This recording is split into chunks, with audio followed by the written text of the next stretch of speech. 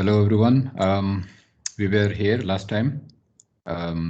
We were discussing open sets, closed sets, and interior and so on. So I think previous class we did this where we were looking into the closure. So we were looking into the closure of the sets and we did some practice and so on. And then yeah, so these are the further examples. Find the boundary of the following sets as a subset of real numbers. Okay. So in this case, again, you can try to predict the boundary, and I think we did this also. Okay. So the boundary in this case is -1 and 1. And in this case, the boundary would be whole of R. Okay. So whole of R would be the boundary. Hello, sir. We are not able to hear you. Yes, is it? Hello. Yes. 1 second. So I don't know why you cannot hear me. Hello, can you hear me? Yes, sir. I am able to hear you. Oh yes, that's fine. So check your microphone. Yeah, it's fine. So others can hear me. Okay. So in this case, the boundary of the rational numbers will be whole of R, right? So you agree with this, right? Because any point of Q you take, right? Whether it's a rational number, if you take a rational number, right? And if you take any neighborhood with that rational number as the center, if you take any neighborhood with the rational number at the center, where epsilon is greater than 0, so it should be some neighborhood with some radius, then it will always intersect with Q. So it will intersect with rational number. So that is not empty. And on the other hand, it will also intersect with Q complement, okay, which is irrational number.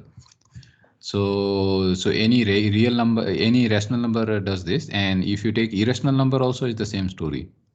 Okay, so if you take irrational number as your number R, if you take a boundary, then in its nearest neighbor you have infinitely many rationals as well as irrational. So either way, like any point becomes a boundary point, okay, of Q. So this is the practice that we did.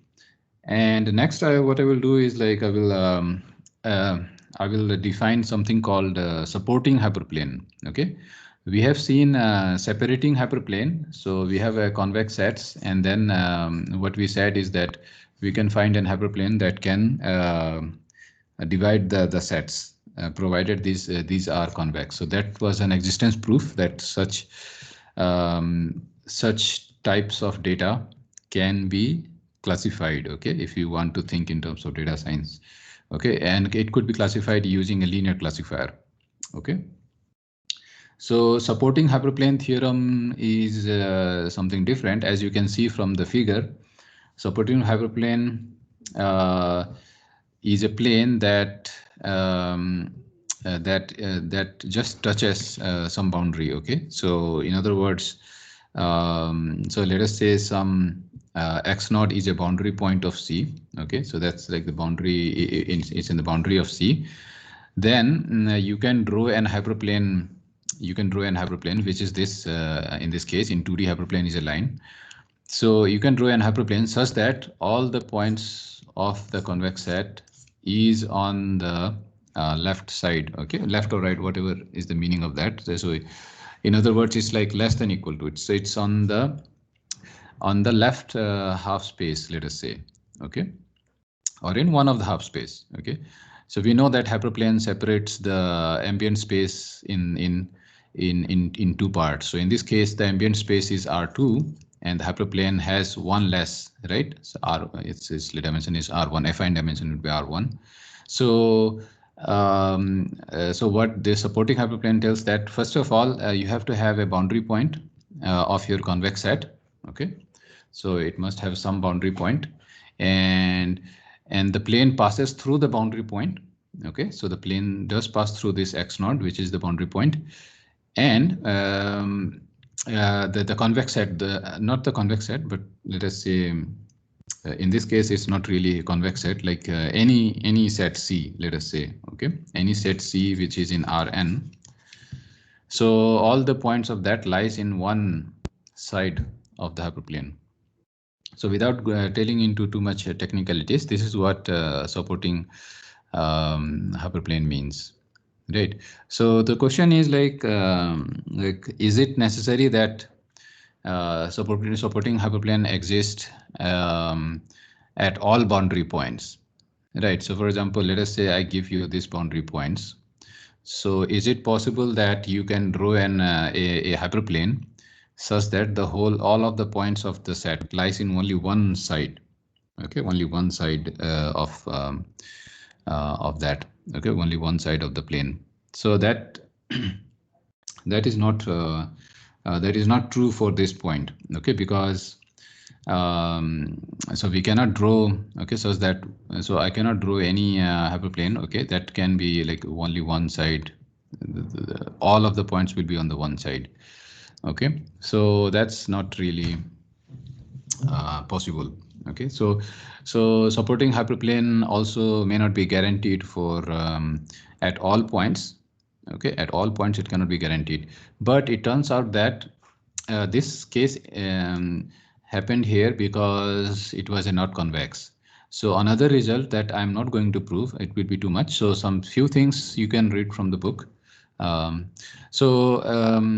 result is the existence of supporting hyperplane.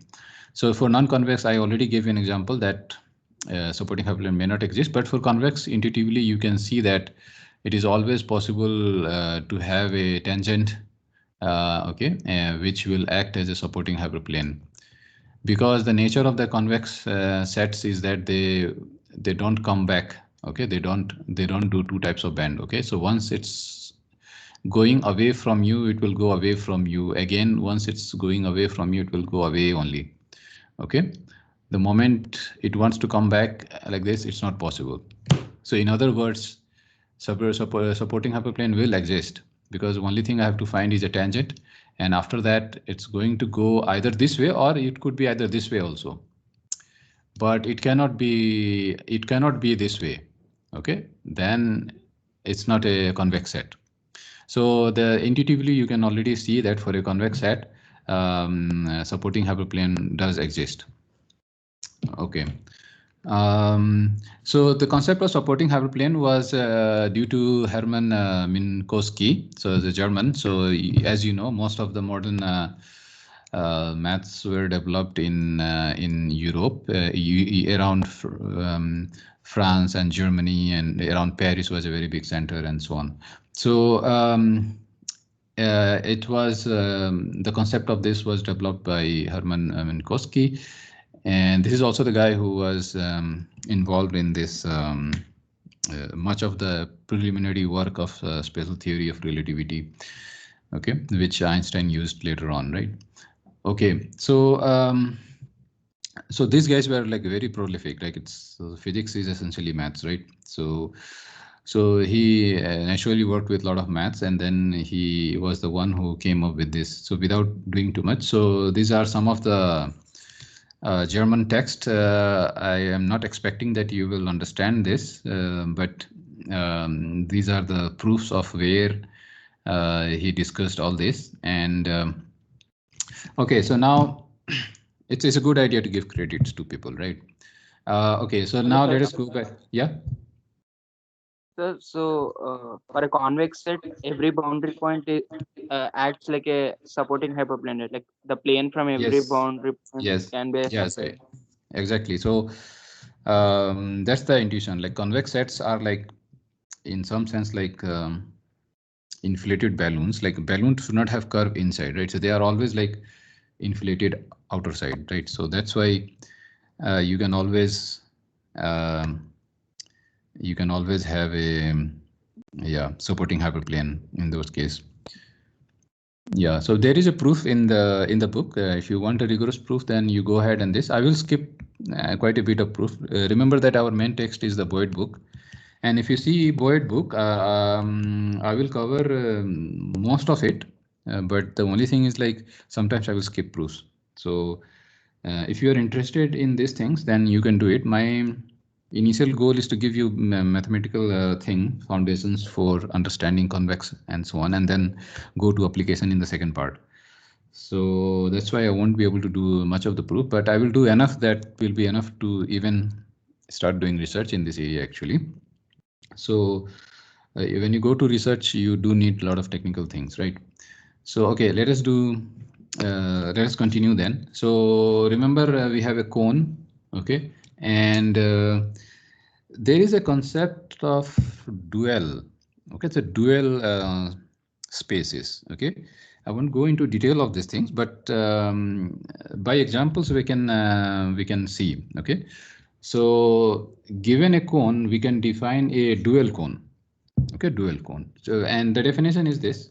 Okay, so how is it defined? So your cone is given, and the points in the cone are given to you. And then what this dual cone is doing is that it is collecting all those y whose inner product with x. Okay, so whether you do x transpose y or is same as y transpose x, it doesn't matter. So you collect all those y in your space. Okay, so the cone is in some space, right? So this is our cone, and this is inside some. It's always some ambient space is there for us. And what it's trying to say is that for all x in the cone, you find all the y's. So let us say y is here, some y is here, some y is here, some y is here. So there space has a lot of points. You collect all those y and take inner product with all those vectors in x. So your x vectors are here. Okay, so x vectors are here, here, here. So these are x vectors and these are y. You collect all those y and whose inner product with the x vector. Okay, let us say this is x vector, this is y vector. So let us say they are all come from origin. That's what we understand by points. So you take inner product of these vectors, and if it turns out that it's greater than or equal to 0, then you put those y in your cone, a k star dual cone. Okay, if there is a y which is not satisfying this, then you don't put that in the cone. Okay, so there will be y that will be making a inner product with x will be greater than or equal to 0, and there will be one which will make less than 0. Okay, so you collect all those y vectors that makes inner product greater than or equal to 0 for all x in k. Okay, not just one x here. Okay, so that y with this x inner product, that y with this x inner product with this, all x, that y inner product with all x must be greater than or equal to 0. Okay, that's why it's all is important. Okay, and you collect all those y, and that will be defined as the dual cone. Okay, that's defined as a dual cone. And what is interesting, so there I want to give you a very philosophical motivation here. The philosophical motivation is that in optimization theory and in general also in various other areas, okay, what happens is that there is a concept of duality. Okay, it's like you have some different space you can go. It's a dual space where you can solve your problem and come back. Okay, so there is this. So it's a very crude way I'm saying this. So duality is a very very generic concept, very deep rooted idea. And vaguely speaking, what it says is that sometimes a given problem I may not be able to solve it in the usual space. I may go into the dual space, and then I may see what to do there, and then come back. So there will be a concept of duality, which will be a very interesting concept. You will see. Okay, how we can solve a problem using duality. Okay. So let us come back. So let us say some object is there. So cone is there, and then there is also something called dual cone. Okay, so the idea is like optimization problem originally may be described in some cone, but then you don't like that. You go into the dual cone, and then your problem changes a bit, and you solve it there. Okay, so that's why these terms are being introduced here. So dual cone. So what is interesting about dual cone is the following. K star is a cone and is always convex even when the original cone K is not. Okay, so there is an advantage that you may want to go to the dual cone, because let us say you are solving your problem, minimize f of x subject to x is in some cone. Okay, now the problem with this is like in optimization theory, when you are minimizing, you want some ideal properties of this geometry where you are working with, and then the function that you are working with. So the best one could be convexity, right? So convexity is the best one because it's very nice.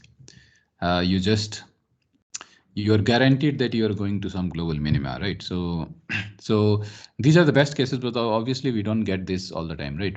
And another thing is like the geometry where you are in.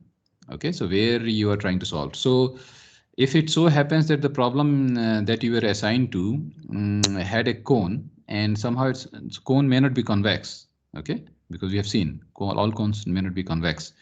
So what you may want to do is that may be bothering you, because the domain being convex is also important in optimization. We will see that. So you may want to transform this into some dual space. Okay, so you may want to convert your variables into y, convert your cone into dual cone, and solve some related function there. Okay, it may not be exactly the same, like you just do fy and this. It may not look like that, but some transformation will happen, and you go into some dual space. Let us say with a variable y there, and in the dual cone. Okay, so the good thing would be is like when you are doing this, then you are getting this for free and guaranteed that this is convex. Okay, so this is like this becomes a convex cone. So depending, but important thing to note is when you're doing transformation, you may transform it into a weird things. Okay, so I'm not telling this exactly. So it depends. You have to take a calculated thing. You may end up, but on the other hand, you may end up making your space nice convex set, which is very useful. Actually, convexity is always very useful. Okay, that's why the Boyd book, the whole textbook name is convex optimization, right? But we will do many other types. Okay, non-convex also, non-smooth also. So there are big books written just on convex optimization because convexity is like preferred. Okay, so for the moment you can just keep this in mind without going into too much detail. So what this says is that K star is con. Okay, yeah, and convex. So Yes. So just now you said a normal cone is not convex. Yeah, not necessarily It's convex. We have because seen this example, right? it's because of the interior points, right, sir? No, not interior point. I hope you have seen previous classes. Like this seems to be a case of someone missing classes. We have discussed this very clearly.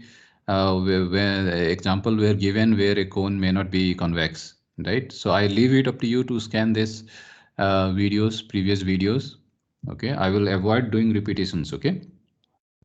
So you watch previous videos or think right now why cone. I mean, you may have forgotten the definition of cone also. Who knows, right?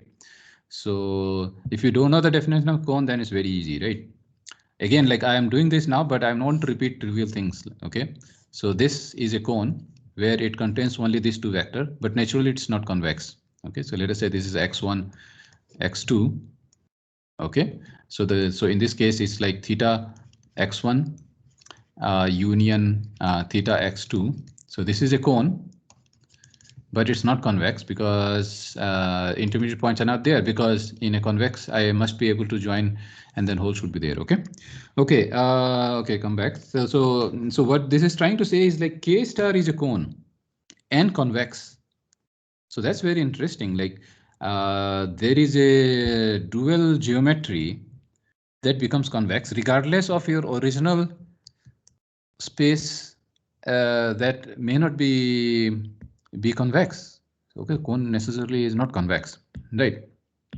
So that's very interesting, and we may ask, does this happen with other type of geometry which may not be cone, but somehow duality helps us, okay, and makes things convex. Okay, so that's like a wider thing to ask, but for the moment we can focus on the cone, and the proof of this should be trivial in the sense that there is nothing deep idea, anything in it. You just apply theta x1 plus 1 minus theta x2 is 0, right? So can we do this very quickly? So K star is a cone, right? K star is a cone and convex, right? So we can prove that it's convex, right? So what do we prove when we have to prove that it's convex? So we take any 2 points. So convex cone proof. How did we do that? Right. So it's like theta x1 plus. So theta 1 x1 plus theta 2 x2. Right. And we have to prove that this is in the cone, right? So this was the definition of convex cone, right? So theta x1 plus 1 plus theta 2 x2 must be in the cone. Okay, so by using this, it's easy to prove this because now what I'm trying to say is like y transpose x, it be greater than equal to 0, right? So so what I'm trying to say is like if x1 is in the K star, then what does this mean? So if x1 is the K star, then x1 transpose x, where x is in the cone, let us say the original cone, is greater than equal to 0 for all x in K. And another thing is saying like, and we also assume that x2 is in the K star. So x2 is in the K star, then x2 transpose x is greater than equal to 0 for all x in K. Okay, so and theta 1 and theta 2 are positive, so I can multiply theta 1 and theta 2 and I can add it, so they remain positive. So theta 1 x1 transpose x plus theta 2 x2 transpose x is greater than equal to 0 for all x in cone. So yeah, so from here I can take x common outside. So this is like theta 1. So the way we have to prove is so the way we have to prove is like theta 1 x1 plus theta 2 x2. Like I combine this, transpose x is greater than equal to 0, right? So I just write it in this form. So this immediately tells me that that this is true for all x, right? So this tells me that theta 1 x1 plus theta 2 x2 is in K star because it satisfies this, right? The proof is easy, so that's why I'm doing this very quickly. Okay, so geometrically, what does this mean, right? So geometrically, what it means is the following. Like if we rewrite things in a different way, then so x transpose y greater than equal to 0. This is the same thing as y transpose x greater than equal to 0 because that's the same thing. So these are same thing, and this is and this is same as writing y transpose x is greater than equal to y transpose 0. So I can write here, okay. And then this is same thing as saying that minus y transpose x is less than equal to. So I multiply by minus on both sides just to make this less than equal to 0, okay. So minus y transpose x is less than equal to minus y transpose 0, right? So what does this mean? What does this mean, right? So what does this mean? So x transpose, so in general, what does this mean? U transpose V is less than equal to 0, right? So what does this mean? So what this means is the following. So dual cone, what this geometrically means is that it contains all y such that minus y is normal of the hyperplane that supports K at the origin, right? So it should be at the origin. Yeah, that supports K at origin. So what this is saying is like it's the normal of the hyperplane that supports K as the origin. So for instance, if you see this hyperplane, it's a supporting hyperplane of the cone. So this is a supporting hyperplane. Okay, and this is at the origin. We know that the cone does always can go up to the origin, because in the cone we have things like theta. If x is in the cone, then theta x must be in the cone for all theta greater than or equal to 0. So naturally, for theta equals to 0, it will pull. It will always contain origin also. So cone will look like this. We know it could be like a ray. That's fine. Okay, but it will be here, and then I can draw multiple hyperplanes like this, and that supports that goes through this. Okay, so I don't know, in the diagram it's not showing, but yeah, I intend to draw these planes, hyperplanes that passes through the origin, so such that all the points of the cone are only on one side. Okay, so I want to do the supporting hyperplane. So this is one of the examples, and what I have to do is like I have to find the vectors y, okay, which is normal to the hyperplane that supports k at origin. Okay, so this will be exactly those vectors for which these conditions will be satisfied, because we have this condition, which is this condition, has been written down in this form. So which means that that I have to find all those y such that minus of the y will be the normal of the hyperplane that supports k. Okay, so normal, it should be 0, right?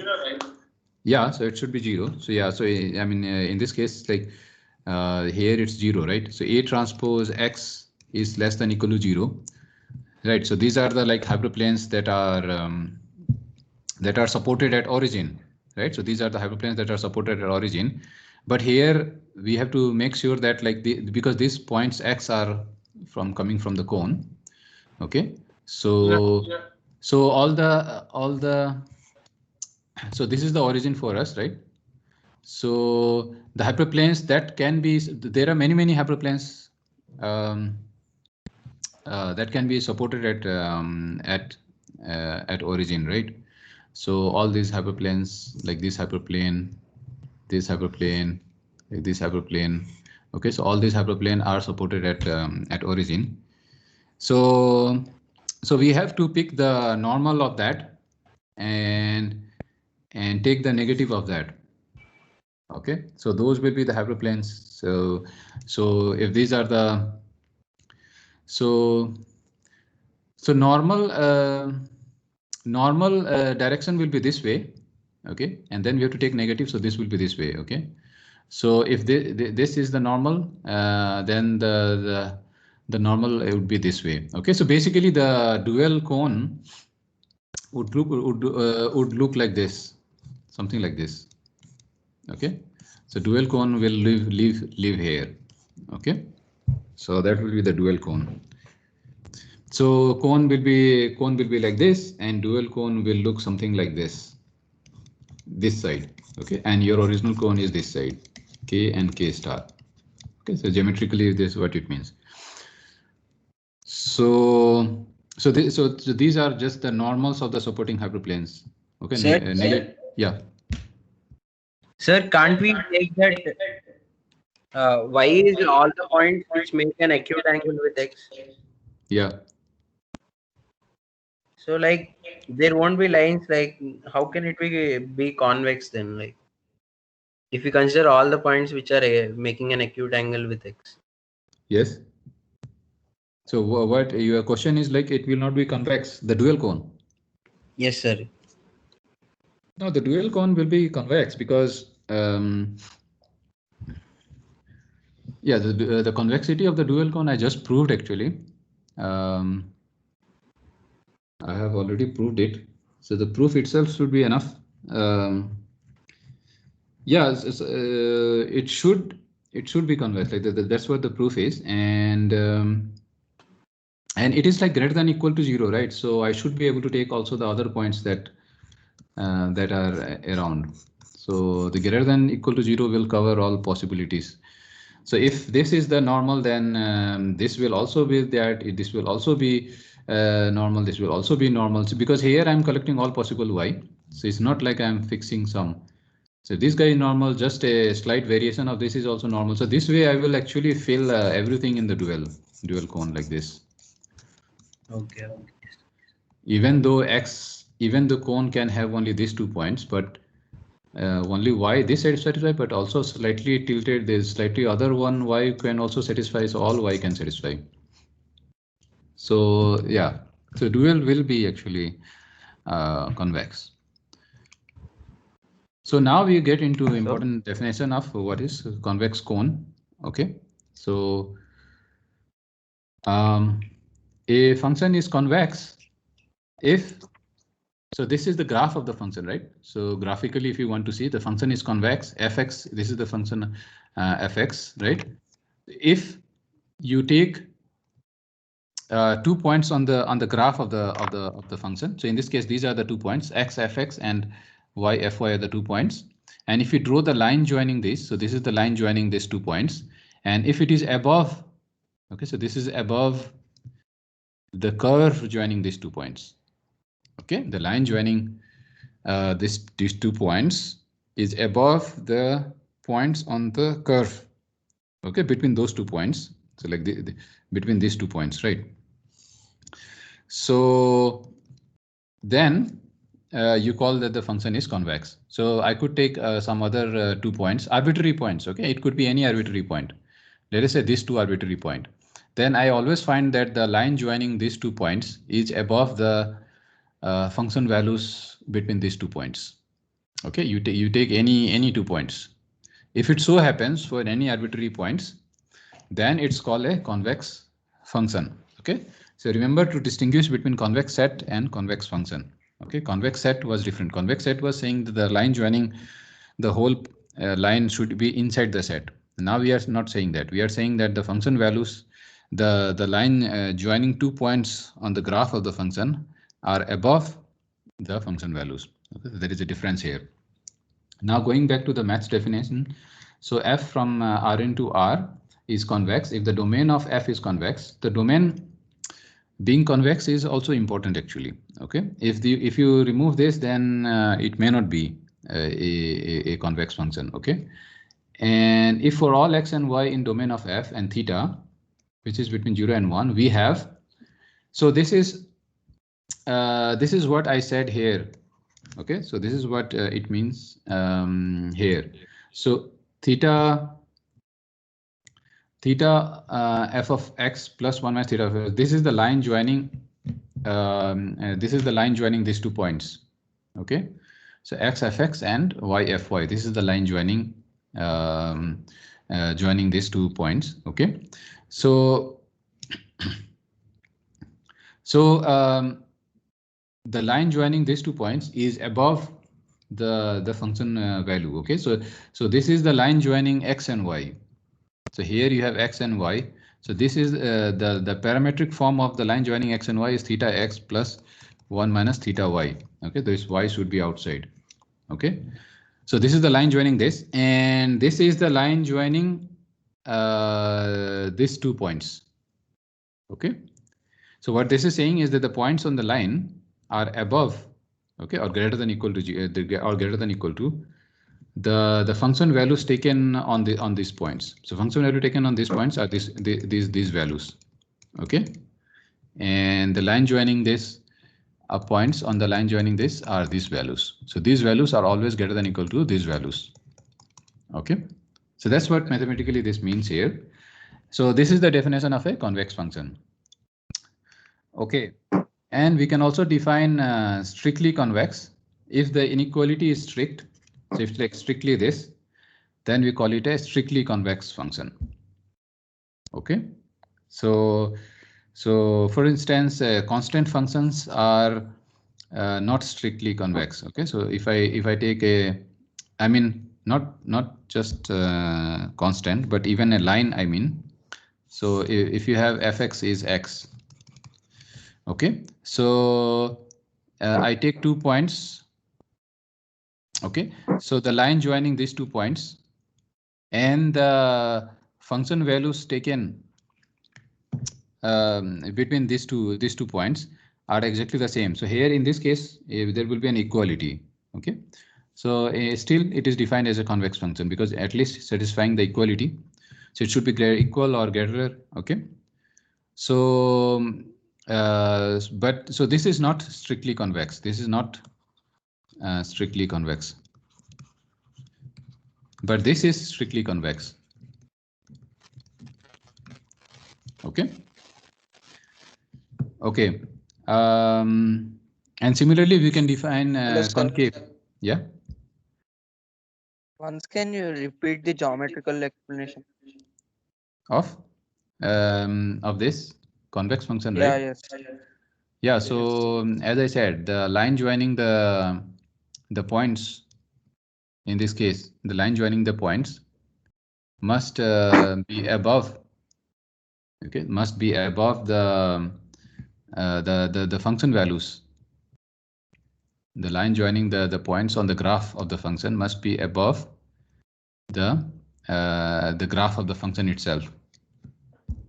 So that's the geometrical meaning of this. Okay. Yeah, yes, sir, got it. Okay. And theta is between 0 and 1. So that's exactly what it means. It will ensure that theta will be between 0 and 1. Okay, turn off your microphone.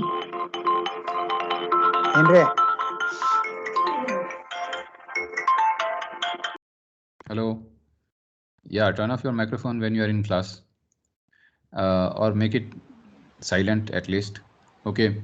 So theta between 0 and 1 ensures that you are only looking into values from here to here. Okay. So similarly, we can define concavity, but concavity is the other way, like this. So line joining the points is always below the graph of the function. So that's concavity. And so concavity is nothing but you can define it over minus of f. Okay, so a function is concave if and only if minus of f is convex. Okay, so that's the very like straightforward way to say concavity, define concavity, right? Okay. And then we can define strictly concave if minus of f is strictly convex. Okay, so now let us see some example. Recall that affine function is of the form this. Is this a convex function? Okay, so what do you think? Is affine function a convex function? So what do you think? Is affine function a convex function?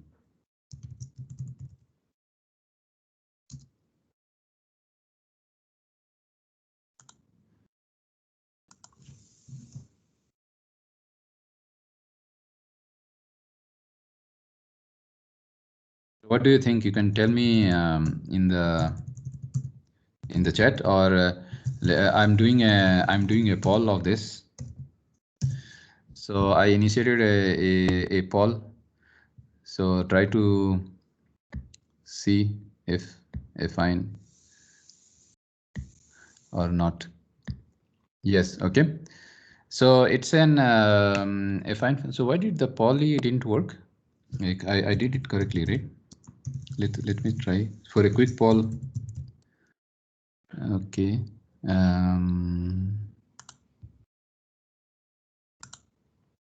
Start a quick poll. Option 1, option 2. Yeah, I did it correctly. So I hope you got a poll. Okay, anyway, so affine, it takes time, right? So affine is convex function, right?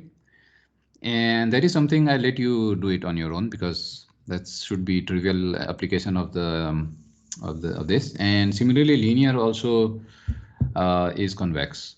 Okay. So now let us look into some of the variations of convexity, the way we define, right? A function is convex if and only if it is convex when restricted to any line that intersects its domain. Like, do you make sense of this? A function is convex if and only if. So if and only if means like either way. Okay. So it's like both necessary and sufficient. Convex. So if and only if it is convex when restricted to any line that intersects its domain. Okay, so what this is trying to say is the following. So I draw some convex function, let us say, okay, some paraboloid, okay, and then my domain is like this. Okay, so this is my my x domain and y domain, and then this is our function f xy. Okay, so what this is, so I know that this is convex function because it's like a bowl shaped. All convex functions are like bowl shaped, right? So this is a convex function, I know. So what this is saying is like it is convex if and only if it is convex when it is restricted to any line that intersects the domain. So let us say I intersect a line that intersects the domain, right? So let us say I make a line that intersects the domain, which is the xy plane. So this line is on the xy plane. Now what this is saying is like if I now restrict the function fxy on this line only. So if I restrict my function on this line, I will get some curve like this. Okay, for these values of my domain, the function values I'm going to get fxy will be this. So if it so happens that if you restrict your function on a line in your domain and you get some kind of a curve, and if that curve is convex for any arbitrary line that intersects your domain each time, and you get the corresponding fxy, let us say, then if that curve is convex, then your function is going to be convex. Okay, that's the interpretation of this. So yeah, so that's what it's trying to say, right? So sometimes this interpretation can be useful in proving results. Like you can, to prove that fxy is convex, you may take an arbitrary line, okay, and you take arbitrary line in the domain, and then you prove that it's convex on arbitrary line. Okay, and that's done because the reason why it is easier to prove on line because you transform your problem into one-dimensional problem because your domain is now some line, right? So some line can be written as x plus tv. So it's some line. So your function becomes a function of t only, right? Because x and b are like some fixed thing, and t becomes a variable. So function your function becomes one variable function. Right. So a function is convex if and only for all x in the domain. If this is convex, which is gt is these curves that I'm talking about. Okay, by varying the t from some point to some point, I'm getting the line, right? So t is allowing us to trace through the points in the line points in the line, which is on the domain xy, and then corresponding to that, I get the gt values, which is a function of one variable because t is just a real number, right? So the advantage of this is like I can just prove convexity of a real valued function, one-dimensional function, right? So that is easier sometimes than proving directly convexity of a multirational function. Okay, so only thing important here is to note is that the line should be arbitrary line. Okay, no matter which line I choose and I restrict my function on that line, I will get a single variable function. And then if I can prove this for any x and v, if I can prove that gt is convex, which sometimes can be easy because we have seen that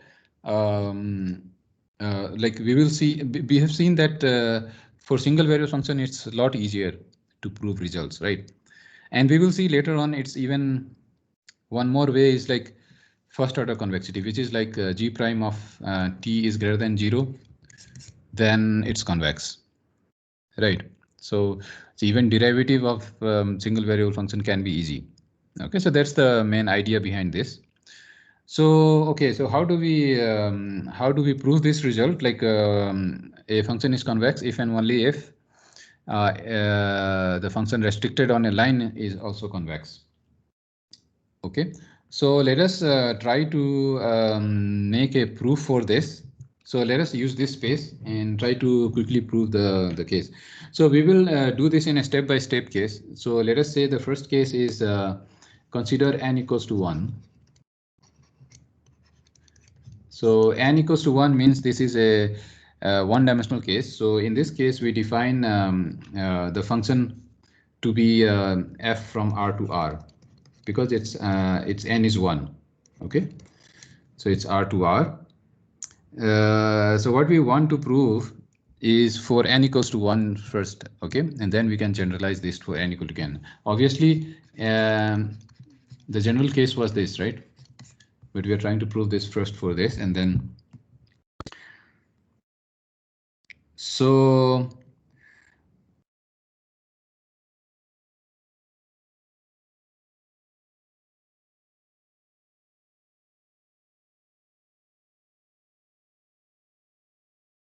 okay, do I need, okay, let's see. How should I? No, it's okay. I don't need any restriction on n, because I can prove it directly actually. Okay, let me do it in a direct way. It will be much faster. Okay. So what we're supposed to prove is that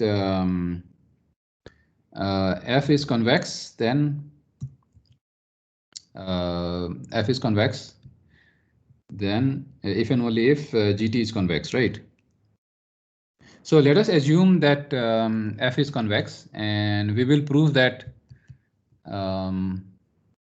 that G will be convex. Okay, so let us do that. So suppose f is convex, and the claim is that Gt is convex, and Gt is as defined like here. It's a function defined on the line like this, right? So what we want to do now is to prove that Gt is convex. To prove Gt is convex, we have to take 2 points, so T1 and T2. So let T1, T2 be some points, some arbitrary points. Okay.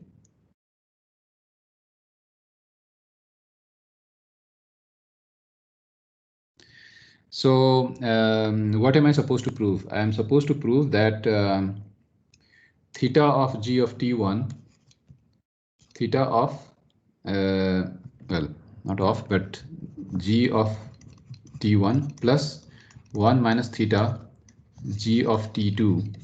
I have to prove that the line joining this must be above the function value. Okay, so so let us start with this, and then we have to prove this, that this is greater than or equal to G of theta T1 plus 1 minus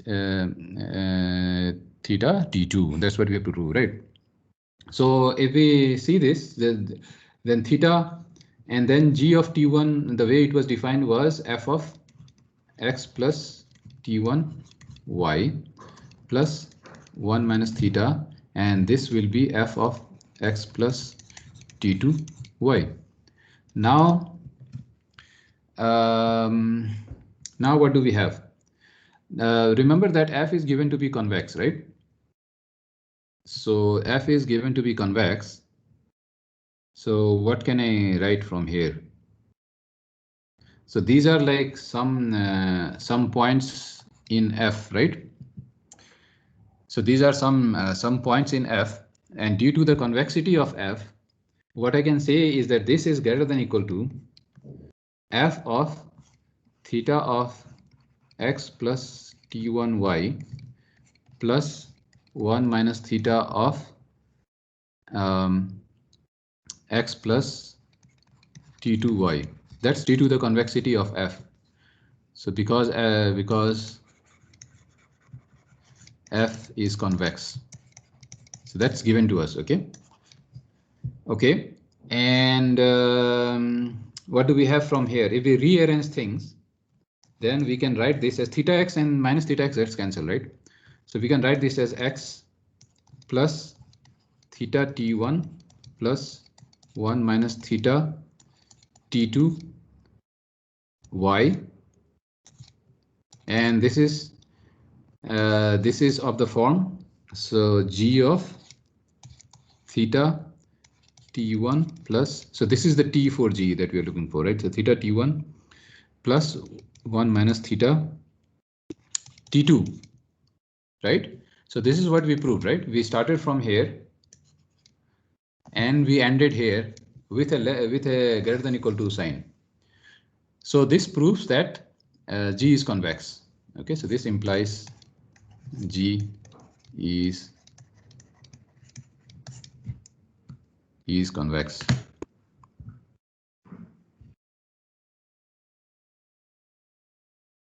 Right?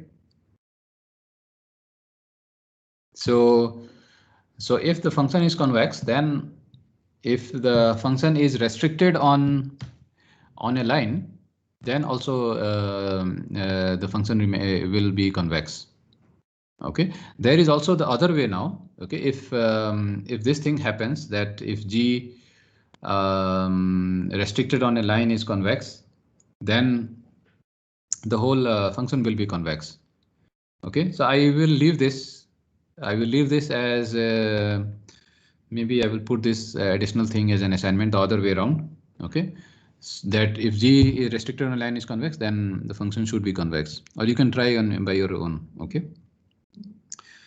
So this is an important result. I have done it halfway. You can try other way also. Okay. There is something called extended value function, which is defined like this, f tilde. Okay. And I define it like this. So if f is convex, then we define the extended value f tilde like this. And the reason why I will do this is because usually what I do is that I write Rn to R, right? So this is what I do when I'm writing a function.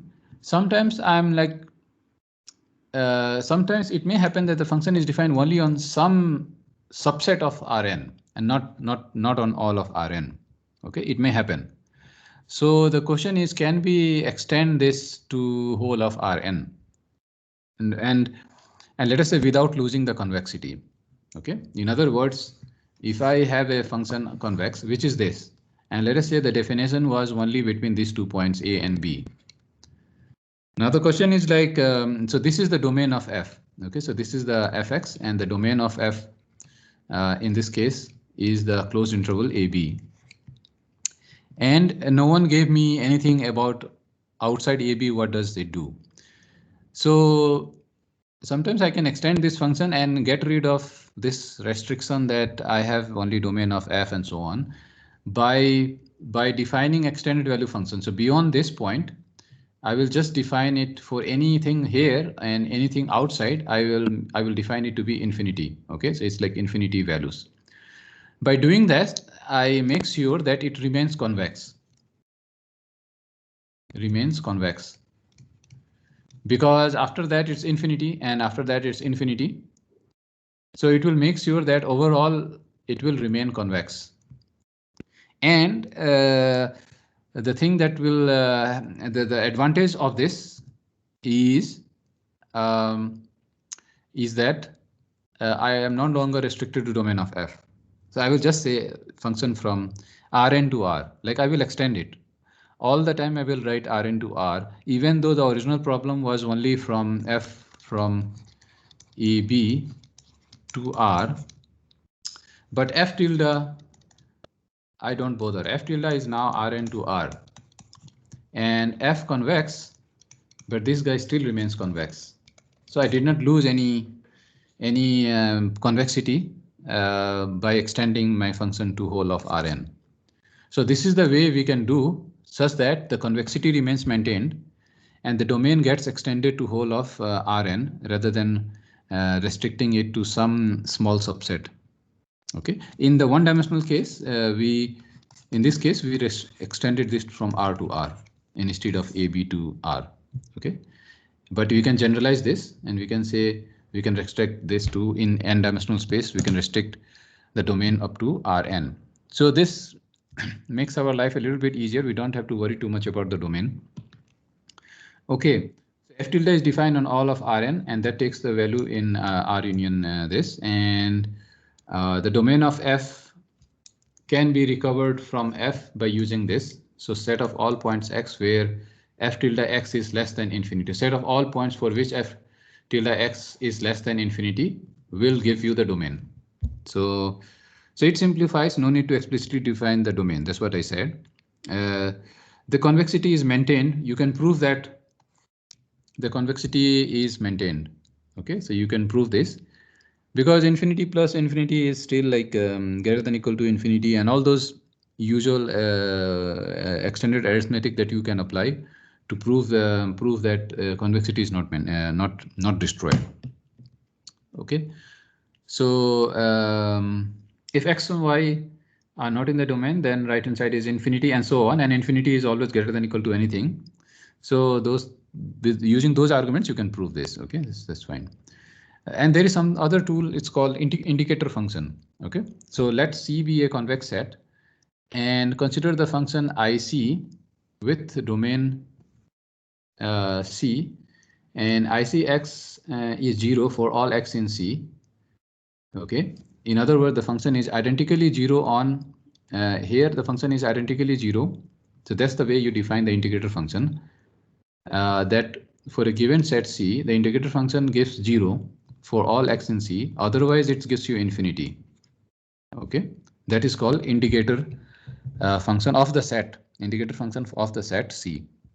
Okay, so the problem of minimizing a function f on the set C is the same as minimizing the function f plus I tilde C over all of Rn.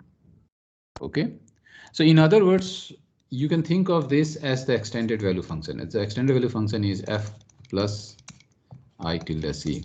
The extended value function we defined before, right? So whenever x is in the set, it's adding 0 to the function, so it remains f. And whenever x is not in the given domain, it is making it infinity.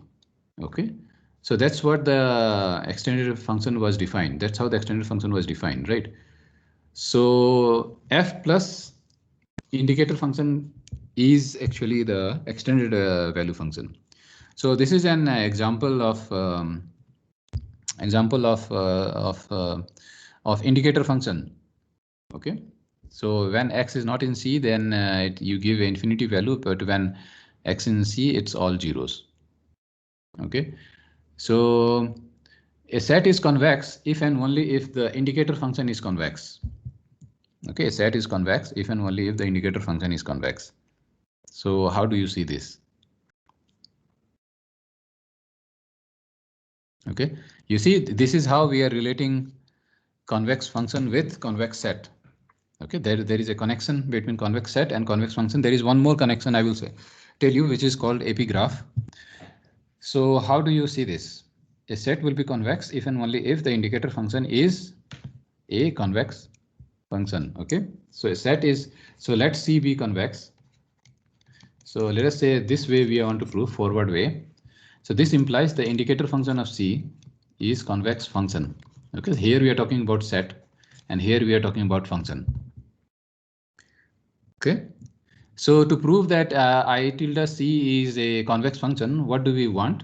So we want that the line joining 2 points in this, right? So I tilde C, so theta times I tilde C x plus 1 minus theta times I tilde C times y. So let us say x and y are the 2 points in the set. So this must be greater than equal to I tilde C theta x plus 1 minus theta y. That's what we know from the convexity, right?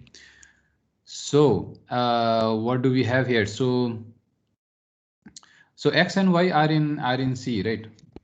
That's what we assume, and then we have to prove that the indicator function is convex, right? So what do we do now?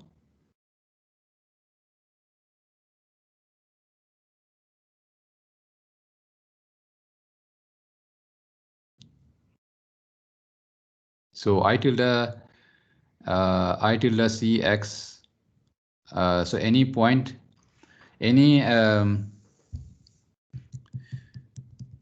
for any, I mean, why should I assume xy is in C? Should I assume xy is in C?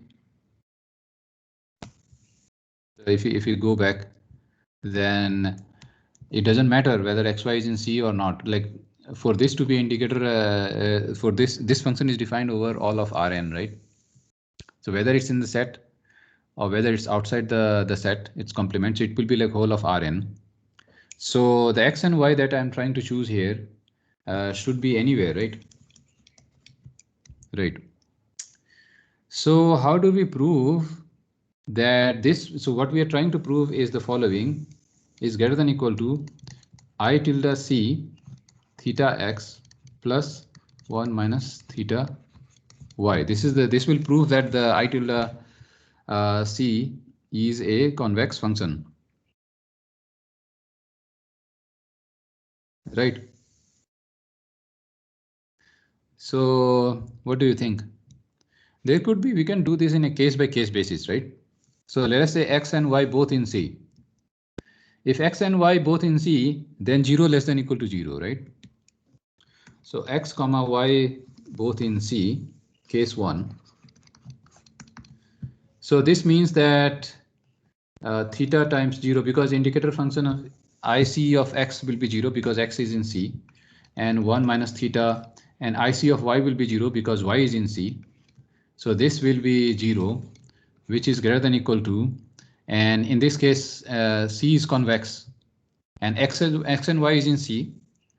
So these guys will be in C because C is convex. Because C is convex. Okay, so since this is in C, so this will be 0 because that's indicator function for any element in C is 0, right? So this will be 0. So 0 greater than equal to 0, done. Okay, and then there could be other cases like case 2 where x is in C and y is not in C. So what do we have here, right? So theta times x is in C, so this is 0 plus 1 minus theta. Now y is not in C, so the indicator function will be infinity here. Okay, let us see the right hand side. So here x is in C and y is not in C. So this could essentially mean that its whole thing is not in C. Okay, so this will be like infinity in the worst case, right? So it's infinity, and this is like greater than equal to 0. Okay, it's like infinity is greater than equal to infinity. Okay, as we are assuming that extended arithmetic is assumed here. Okay, so in extended arithmetic, infinity is greater than equal to infinity, and so on. Okay, so this is like done, and similarly the other case, and then both may not be in C. So x is not in C and y is not in C. So in that case also, I think we will get infinity is greater than equal to infinity. Yes. Okay. So in both cases, we can say that that this holds, and this was like a forward case. And now you can also do it the other way. The other way would be like, yeah, so the other way would be if indicator function is convex.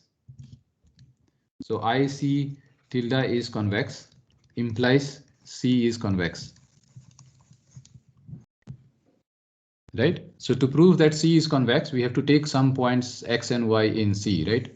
So let x1, x2 be in C. And what we have to prove is that theta x1 plus 1 minus theta x2 is also in C. So how do you prove this?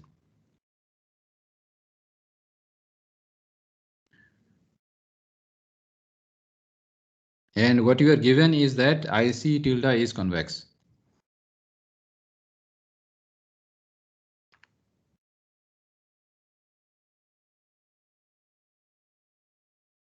So how we are going to prove this result?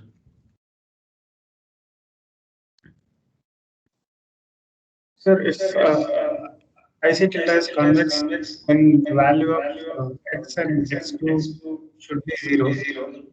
They are inside the convex. Yeah, I mean, x1 and x2 are in C. So from here, what you are given is that I tilde c of x1 and I tilde c of x2 are 0. And so this immediately implies this. Now using this, you have to prove that IC of this is also 0, right? Is there any point between x1 and x2, the value of I tilde c will be 0? That means it belongs to. How do you prove that? Any point will be between that is guaranteed to be 0.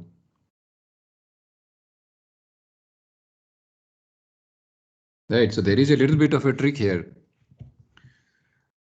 So let us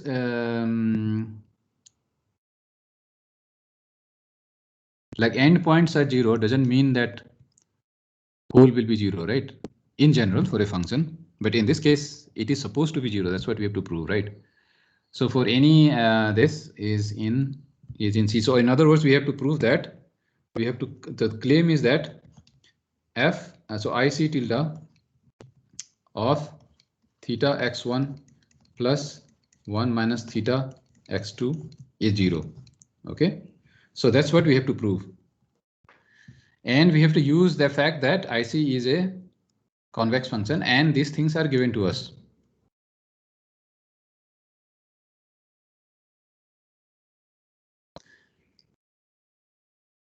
Right. So definition of I tilde c is line joining, I mean, any point between in the line joining x1 and x2 should have a higher or equal value than the combined thing. So basically the proof will follow from the definition itself.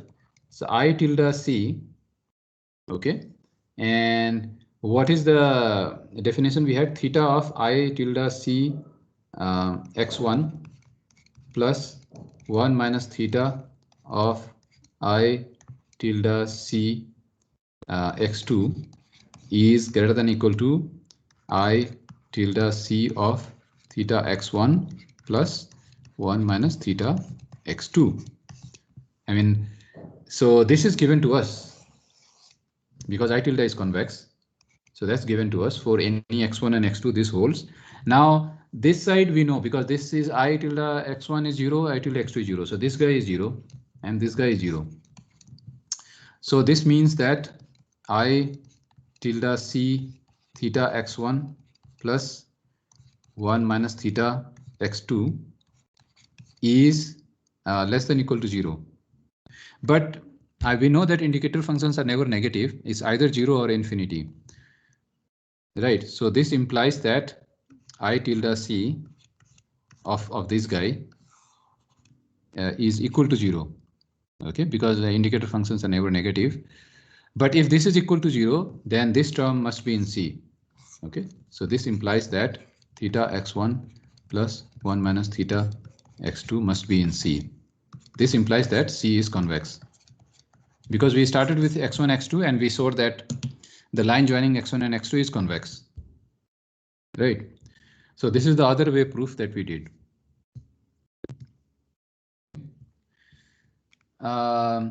Now we go into something called first order convexity. Okay, we have seen convexity, convex functions, the typical definition of convex function using line concept, but we can also define as long as the function is differentiable, let us say. If the function is differentiable, if the function is not differentiable, then you use the first definition. That is the most general definition of convexity. Because I can talk about convexity of this also, although this is not differentiable, I can talk about using line concept, right? So I can talk about convexity for functions like this. Okay, so this is all, but this is not differentiable here, because there is no unique tangent here. So the first definition is very general. I can join line and then say this is greater than equal to this. But this is not differentiable, right? But if it so happens that the function is differentiable, then you can use some other definition of convexity, which is this. Okay, so this is when, if the function is differentiable, then this is called first order condition. And what it tells us is that for any x and y, okay, free x and y, any x and y, this must hold for all x and y. Okay, this must hold for all x and y. Then the function is differentiable. Sorry, not differentiable, but I mean convex. Okay, so that's another definition of convexity using derivatives. So in this case, you need gradients. Okay, function should be differentiable. So this is another, and this is what it means geometrically. Geometrically, it means that this acts like a supporting, it acts like a supporting hyperplane. Okay, this plane acts like a supporting hyperplane. So this is like below the Fy values. Okay, something like this. So Fy is greater than equal to the points on these lines. Okay, so that's the geometrical definition. So function is convex if you can, if the tangent drawn at any point of the function acts like a supporting hyperplane. Okay, in other words, this is not a convex function because the tangent drawn here is no longer a supporting hyperplane, because like this, because some part of the function comes below. Okay, so that will make this this inequality won't be satisfied. So wherever I draw the tangent, the function values are always like above. Okay, so these are like all like in this case are like, but if I do this, then this is not supporting hyperplane. This is okay. So this is supporting hyperplane, but it's not enough to say that at one point. I should get at any point. So at this point I could not, because one part is below, one part is above, and so on. So this tells you why the convex functions should look like a ball shaped. Okay, they are not allowed to bend down. Okay, moment they bend down, that will destroy this criteria. So moment I draw a supporting hyperplane here, some part is going below and some part is going above, and hence this inequality is not strictly satisfied. So this is the geometrical meaning of that. Another way to say is that the tangents drawn here are kind of a lower estimate of your function. Okay, so linear approximation, but lower estimate. Okay, the global lower estimate at this point. In other words, all function values are greater than equal to your estimate that you got at this point. So it's a global underestimator. Okay, so another thing I need is something called Taylor expansion in one of the proof. Actually, I'm supposed to prove this. Okay, I am supposed to prove this. So to prove this, I need some concept of Taylor expansion. I think by now you know Taylor expansion, so I may not go into detail of this. Okay, so Taylor expansion of an infinitely differentiable function looks like this. If you recall a little bit of your calculus, then Taylor is one of the main thing in calculus. And what it says is like the function fx can be approximated by a series, infinite series, and hence I need infinite differentiability, because I keep using this f to nth derivative and so on up to infinity, right?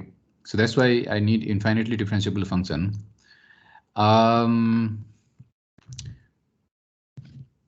At point x equals to a.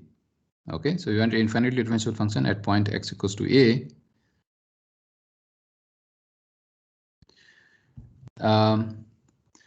We can write this in a series form. Okay, so any function can be approximated as an infinite series polynomial. Okay, so that's what it also says. So fx will be f of a, and then first derivative of f computed at a, and then x times x minus a and divided by 1 factorial, and then this is like second derivative of f at a divided by 2 factorial and x minus a to the power 2. Okay, so in general you can write terms like this. So any function can be written like this provided it's infinitely differentiable. Okay, so for an example, you can try to expand fx equals to e to the x at x equals to 0, right? So this will be at a equals to 0, I mean. So this will be f0 plus f1 of 0 1 factorial x minus 0 plus f double prime of a 2 factorial and x minus 0 square and so on. If you calculate this, then you will find that this is 1 plus x square by factorial 2 plus x3 by factorial 3 and so on. Okay, so e to the x can be approximated like this. Right. Similarly, I can expand sine x at x equals to pi, let us say. Okay, and I can expand functions like this. So this is not differentiable at 1, right? But I have removed this from the domain. The 0 troublesome part I have removed, and now it is differentiable at any other point. Oh, I should have written 1 here, right? Okay, so I should remove the 1 from the domain. So the otherwise it's differentiable, so, and then I can expand it at x equals to 1. So if I expand the function at x equals to 0, let us say e to the x. So this will be e to the x is 1 plus x square by factorial 2 plus x3 by factorial 3 and so on. So it depends on where I terminate, and that gives me the approximation of the function, obviously. So if I stop here, then I get a line approximation for the function here. And we are at x equals to 0. Our focus is at approximating the function at x equals to 0. Okay. So this is a linear approximation. And then another could be is a, let us say I stop at the third term. So this is like 1 plus x squared by 2. So this is the blue curve. So this gives me an approximation to the function here at x equals to 0 only. And here you can see that this approximation, the blue approximation, is a slightly better approximation because it's up to here. It seems like it's almost matching for a larger duration. It's larger interval. It's more closely matching with the function. So naturally, if I increase to more and more terms, it will go closer and closer to approximate this function. Okay. So not just at x, but around a large neighborhood of x, larger and larger neighborhood of x, it will start getting closer and closer to the function. Okay. So Taylor expansion can be used in approximating a given function. For example, I can also do it at x equals to 1. Okay, so why only at 0, right? So I can approximate the function at x equals to 1. Now you can see that this is 1 plus x, this is 1 plus x squared by 2 and so on. So more and more polynomial I choose, the better and better approximations I get. Okay, so that's the good thing about. And then similarly I can do it for sine x. So if I just took the first term, so sine x is x plus x minus x3 by factorial 3 plus x5 by factorial 5. So this is the Taylor expansion of sine x. If I just stop here, then I get a line approximation. Okay, if I take second term, then I get approximation up to here.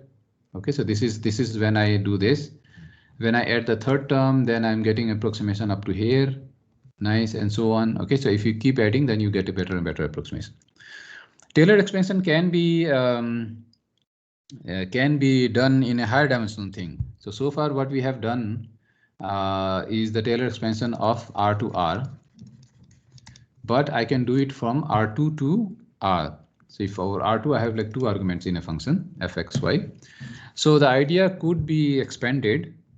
Okay, the idea of Taylor expansion could be generalized in the sense that what is the approximation of my, let us say, my ball-shaped function here. Okay, so I want to do expansion. So one approximation is a plane approximation. So let us say this is the tangent plane I draw here.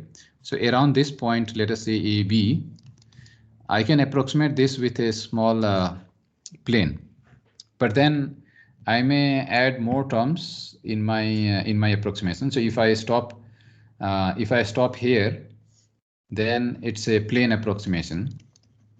But if I add other terms also, higher order terms in the Taylor series, then I will get some approximation like this, some patch up to here.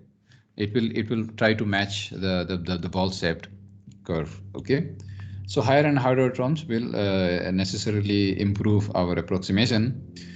So the Taylor expansion for the two variable case is defined as follows. Okay, so f of a comma b, and then del f by del x computed at a b x minus a, and del f by del y, right? And this should be y minus b. Yeah. So, and then you have the higher order terms like x minus a, x minus b, and then you have mixed derivative because you are taking higher, so you have higher order derivative. You will also have some mixed derivative because it's a two variable case. Okay, so so what we know is that we can do approximation also for multivariate functions. Okay. Should I do the derivation of this? I am not sure. I don't think I should go and do derivation because, yeah, I can assume this, given that this is yeah, calculus thing. So I can assume this. Let us say that we know these results, okay? And given a function, we can compute these. Okay. Do you think there is a compact way to write this, or did I write this ever? Yeah, so these are the approximations I'm talking about. So with a higher order terms, I can approximate the function well. And okay, so I did not mention this here. So what I want to say is that I can write this more compactly using gradient notations. So let us, how can I write this? I can vectorize this, right? So what I can do is that I can write this as grad of f of x computed at AB, right? So this is like grad f at AB, and this is like transpose multiplied to the vector x minus a and y minus b. Okay, and then here what should I do? Here I claim the following. I can write this as x minus a, y minus b. Okay. And transpose of the Hessian, and then x minus a, y minus b. Okay, so this is what I claim is the vectorized form of this. So now what is left is what is h and grad f. So grad f I have not defined, right? So grad f is defined as del f by del x at a comma b, and del f by del y at a comma b. This is how defined. So if you plug in the way I define this, you will see that this will be this term. Okay, this term. Similarly, if you do this with h taken to be del 2f by del x square, del 2f by del x del y, del 2f by del y del x, and del 2f by del y squared, right? So if you plug in these values, and if you compute this, you will find that this comes out to be this. Okay, this term. Okay, up to here. So it can be written compactly. Okay. So what we can say is that the affine function of y, which is this, is a first order Taylor approximation of f near x. Okay, so this is a first order Taylor because this is the Taylor expansion of the function f of y around x. Okay, so this is the Taylor. So I can write this as fy is fx. So I am expanding y at x. Okay, so previously what we were trying to do, expand f of x around x is equal to a, right? So here notation you may get confused, right?